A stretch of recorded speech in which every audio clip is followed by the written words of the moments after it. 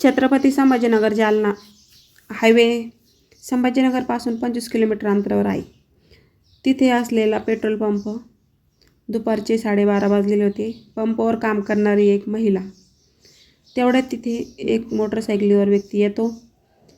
तो खाली उतरतो आणि त्या महिलेजवळ जातो. कमरेला चाकू खोचलेला असतो.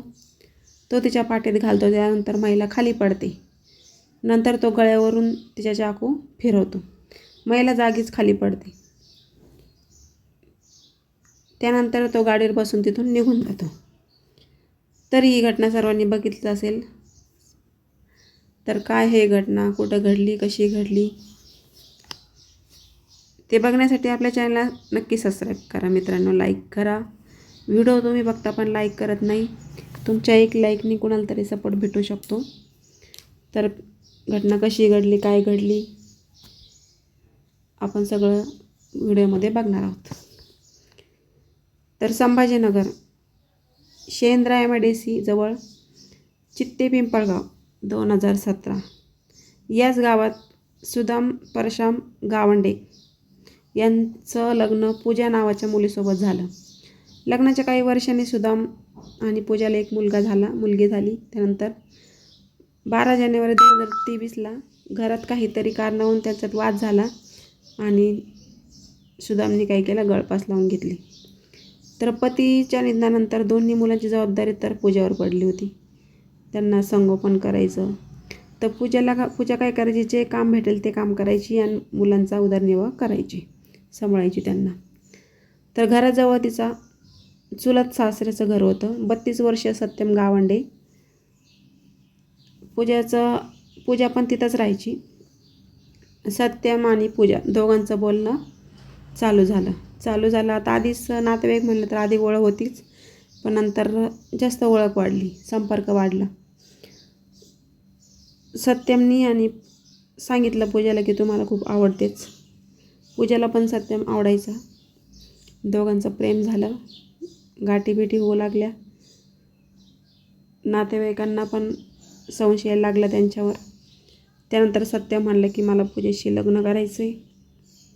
पण दोघांच्या वयामध्ये 5 वर्षाचं अंतर होतं, कारण पूजा 5 वर्षांनी मोठी होती. घरचे परवानगी देत नव्हते. दोघांनी काय केलं, 15 जानेवारी 2025ला चित्ते पिंपळगाव सोडलं आणि आळंदीमध्ये आर्य समाज संस्थेत लग्न केलं. लग्न करून दोघे घरी आले. दोघांचा संसार सुरळीत सुरू झाला, पण काही काळासाठीच. लग्नाचे 3 महिन्यानंतर सत्यम आणि पूजामध्ये भांडणे होऊ लागली. रोज एकमेकांना शिव्या देणं, रोज हाणामारी चालू झाली. तर पूजेसोबत लग्न केल्यावर काही दिवसांनी काय झालं, सत्यमला दुसऱ्या मुलीवर प्रेम झालं. दुसरी मुलगी आवडायला लागली. आता सत्यमला पूजाही त्याच्या प्रेमामध्ये अडथळा वाटू लागली. तो तिला बोलायचं की मला घटस्फोट दे, पण पूजा काय घटस्फोट देत नव्हती. त्यामुळे सत्यमच्या मनामध्ये राग होता. तर सुदामच्या निधनानंतर मुलांचं संगोपन तर पूजावर होतं. त्यानंतर सत्यमसोबत लग्न झालं, पण सत्यमलासुद्धा 3 महिन्यानंतर दुसरी मुलगी आवडायला लागली. त्यामुळे त्यांच्यामध्ये परत भांडणे चालू झाली. या सगळ्या गोष्टीला पूजा कंटाळली होती. तिने काय केलं, गाव सोडायचा विचार केला. 2 मुलांना घेऊन कुंभेफळला राहू लागली. तिथे गेल्यानंतर काम शोधलं. संभाजीनगर जालना हायवे आहे, तिथं इंडियन ऑइलचं शिवसमर्थ पेट्रोल पंप आहे. तिथे काम मिळालं पूजेला. ती घरची कामे सगळे आटपून 9:30 वाजता पंपावर जायची. व्यवस्थित काम चालू होतं, पण सत्यमला तर घटस्फोट घ्यायचा होता. त्याच्या डोक्यामध्ये तेच चालू होतं. तो अधूनमधून पंपावर येऊन तिला घटस्फोटाबद्दल विचारायचा, पण त्यांच्यामध्ये नंतर वाद व्हायचा. तो बोलायचा मी तुला मारून टाकेल, अशा धमक्यासुद्धा तो पूजाला द्यायचा. तर आधीच दोघांमध्ये काय होतं, फोनवर भांडणे चालूच होती. तो तिला जीवे मारण्याची धमकीसुद्धा द्यायचा,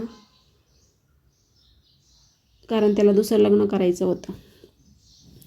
त्यानंतर काय केलं, पूजा काय तयार नव्हती घटस्फोट देण्यासाठी. मग सत्यमने काय केलं, सत्यमला तर आता पूजाचं डेली रुटीन माहीत झालेलं होतं. त्याने पूर्ण त्याच्यावर अभ्यास केला, फिल्डिंग सेट केली. 9 एप्रिलला सकाळी पूजा आपल्या रोजच्याप्रमाणे ड्युटीवर आली. घरची सगळे कामे आटपून ड्युटीवर आली. सत्यम तिच्यावर नजर ठेवून होता. 10 वाजता पूजेचं काम चालू झालं. पण तेव्हाच पूजेचा गेम करायचा होता. पण मग काय होतं, सकाळी सकाळी पेट्रोल पंपावर गाड्यांची खूप गर्दी होती, त्यामुळे त्याला चान्स भेटला नाही. पण दुपारनंतर ऊन असतं, त्याच्यामुळे मग गर्दी पेट्रोल पंपावर कमी असते. त्याने काय केलं, पेट्रोल पंपावर दुचाकी घातली आणि मशीनजवळ गेला. तिथे पूजा उभी होती. पण पूजा तिथून पळण्याचा प्रयत्न करत होती. पण सत्यमने लगेच तिच्याजवळ गेला आणि कमरेला जो खोसलेला चाकू होता तो बाहेर काढला आणि तिचा हात घट्ट पकडला. आणि चाकू पूजेच्या पाठीत खुपसला आधी त्याने. नंतर त्याने हात तर पकडून ठेवलेलाच होता, त्यामुळे चाकू खुसपल्याने तिला पळताना आलं तिथून. त्यामुळे त्याने काय केलं, डायरेक्ट पूजाचं मानेवरून फिरवला. ते गुडघा छातीवर ठेवल्यामुळे तिला काय हालता आलंच नाही. त्यामुळे सहजपणं त्याला सत्यमला तिची मान कापता आली. तर बघू शकता किती थरारक. पेट्रोल पंपाचे जे मालक होते बबनराव मुळे, हे तिला वाचवण्याचा प्रयत्न करत होते. पण सत्यम त्यांनाही चाकूचा धाक दाखवत होता, त्यामुळे ते लांब गेले. पण आता कॅमेऱ्यामध्ये सगळं कैद झालेलं आहे. त्याला करमाड पोलिसांनी अटक केलेलं आहे. पूजेचा मृतदेह रुग्णवाहिकेत संभाजीनगरला घाटी रुग्णालयात पाठवला. सत्यम पिंपरी राजामार्ग कसनेरकडे निघून गेला. त्यामुळे पोलिसांना तिकडं कळलं. पोलिसांनी पाठलाग केला सत्यमचा आणि त्याला पकडलं. तर मित्रांनो, आजच्या स्टोरीतून तुम्हाला काय वाटतं, त्यामुळे जोडीदार निवडताना व्यवस्थित त्याचा स्वभाव कसा आहे काय आहे सगळं बघूनच निवडावा. आणि तिचा नवरा जेव्हा एक्सपायर झाला होता, तिने नंतर अशा भानगडीत न पडता मुलांचं संगोपन करायचं होतं. कारण काय असतं ना, त्यामुळे असं पुढं असं काही घडलं नसतं, 2 मुलं अनाथ झाले नसते मित्रांनो. तर आपण कुणाला बदनाम करत नाही आहे, फक्त हेतू एवढा सत्य समोर आणणं. भेटूया नेक्स्ट व्हिडिओमध्ये.